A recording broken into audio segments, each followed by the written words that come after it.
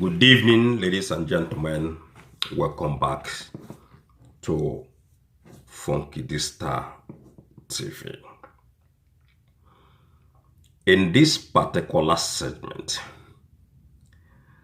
we are going to be talking about, once again, Samuel Ekpa, the acclaimed Prime Minister of Biafra. But this one is going to blow your mind, seriously.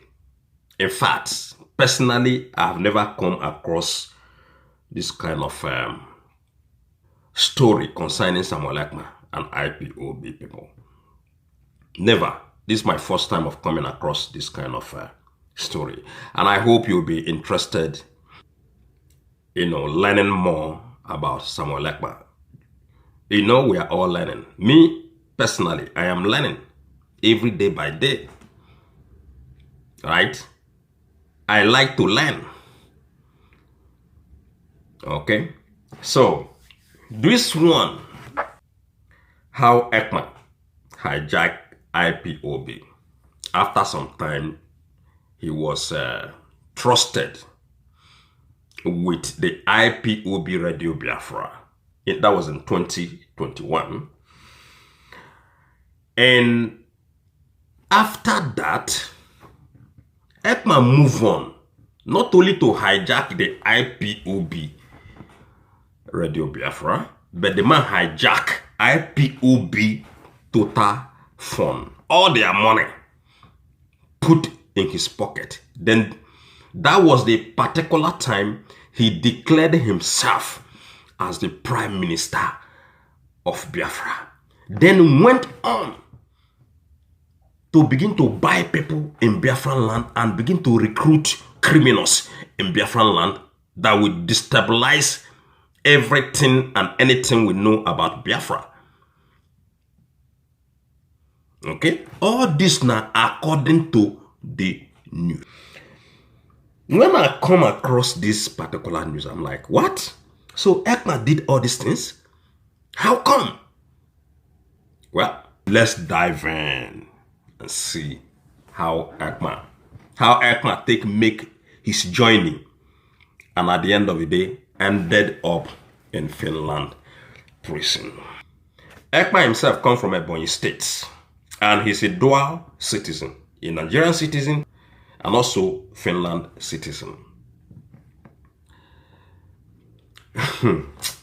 Wow. A lot of people celebrated the arrest of Ekpa in Biafran land. Both politicians, businesswomen, lawyers, doctors, boys and girls, they jubilated, including the governors. They were so happy. They were so excited. All of them, they were so excited when the arrest of Ekpa broke into the air.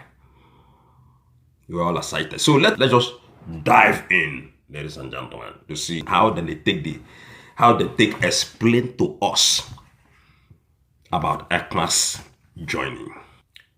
Separationists plan to proclaim a new Biafra in December. That is the title. A resident of Owerri, the capital of Imo State, in southeastern Nigeria, reportedly organized impromptu rallies on November 20th, 2024, in celebration of the arrest and imprisonment of Samuel Ekpa, a self-proclaimed leader of the indigenous people of Biafra, IPOB, by Finland authorities.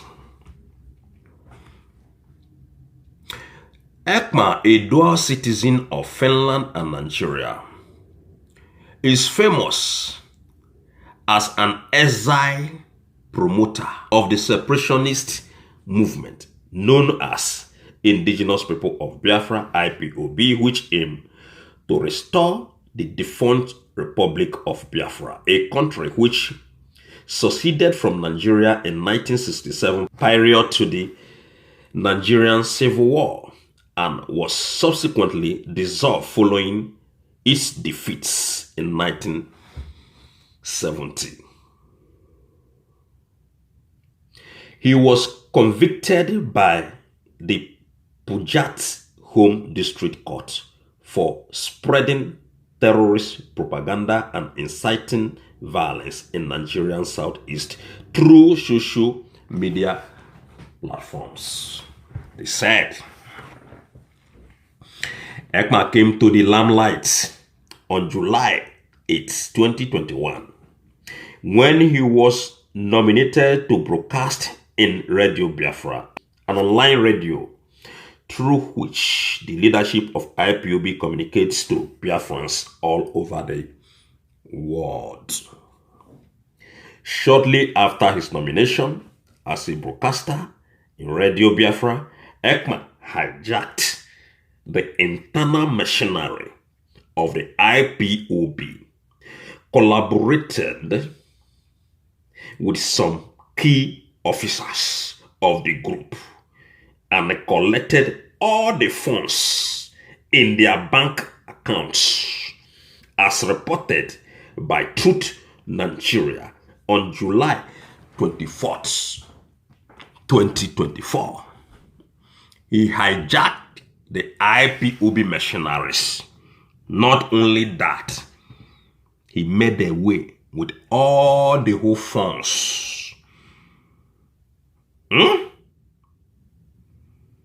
Now this man, when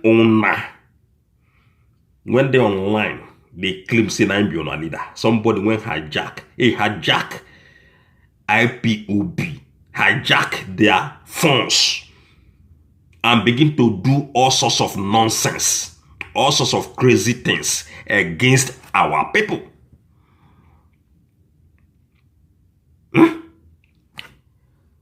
They continue. Having gained access to a large sum of money belonging to the IPOB, Ekpa proclaimed himself as Prime Minister of Biafran government in exile and went on air to announce that the Monday sit-at-home should continue despite its annulment by the IPOB Central Command. According to a South African-based member of IPOB, Mr. Onyenso, during an interview with Truth Nigeria, Monday sit-at-home refers to the weekly work strike by Biafrans aimed at compelling the Nigerian government to release the detained IPOB leader, Mazi Nnamdi Kanu. All this, ladies and gentlemen, is according to the news emanating from Nigeria. Okay.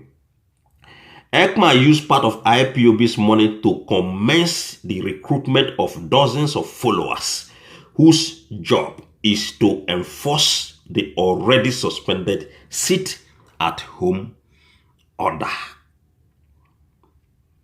175 security personnel killed in the southeast in 2 years. So that means all these people, when then they claim they were killed in 2 years. 175 security personnel. They are putting it on top of my head. There are a lot of things when they put it on top of my head, ladies and gentlemen. Let us move on. At least 128 policemen and 37 military personnel have been killed, while 164 police stations were attacked by the armed wing of the separatist group ESN Network. Okay, Eastern Security Network. Between 2020 and 2021, according to a statement by Abubakar Malami, Attorney General of the Federation, the then Attorney General. Though we know whom that man is, ladies and gentlemen, we cannot trust anything that comes out from that man's mouth. But never know. Maybe in an Ekpa group, maybe in another group. But Malami is a pure liar. Everybody knows who Malami is, the former Attorney General of Nigeria.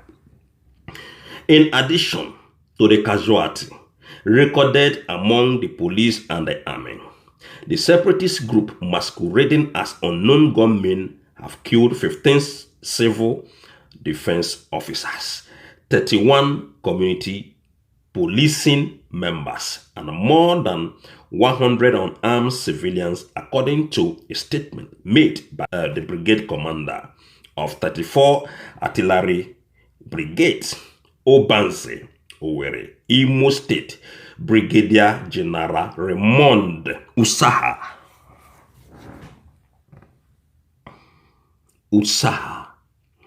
The famous attack on Maduike Uche of Uche, Owerri.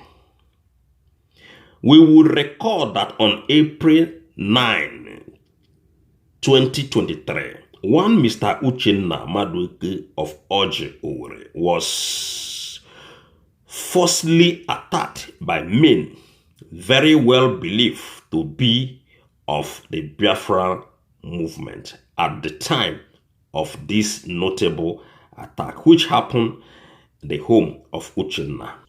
Details were not spread publicly because details were not crystal clear as to why this young man received such a visit, although certain reports did confirm that Uchenna Maduike was on the run from his assigned roles within the ranks of the movement, hence the attack from the group that he was supposed to be a part of.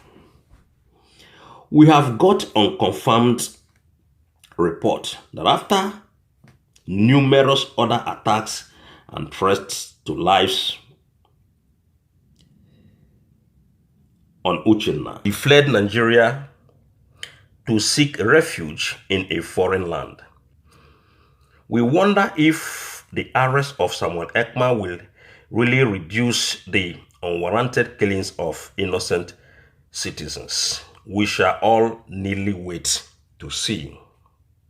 The famous attack on Maduike Uchenna of Uche, Owerri, they said, I am sure that we would record the recent infamous bloodshed in Oka, how that on Sunday, October 20th, 2024, the annual New Yam Festival in Nibo community in Oka, South Local Government Area of Anambra State, turned to a festival of blood when no fewer than 13 people were killed by suspected courts groups.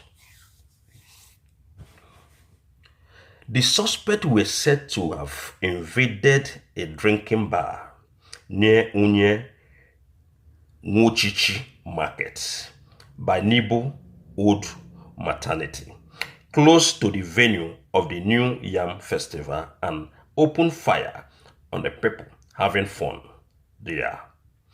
Initially, before proceeding to another locality near Ike Nibo Market, where they also recorded some casualties. It was a free flow of bloodshed in Nibo, a community close to the governor's lodge. The resident of the state, Governor Chukwuemeka Saludo, just like Nibo Nodu Okmano community, also in Oka South Local Government Area, witnessed bloodshed Igbo leaders expressed support for Ekpa's arrest. Following the arrest and imprisonment of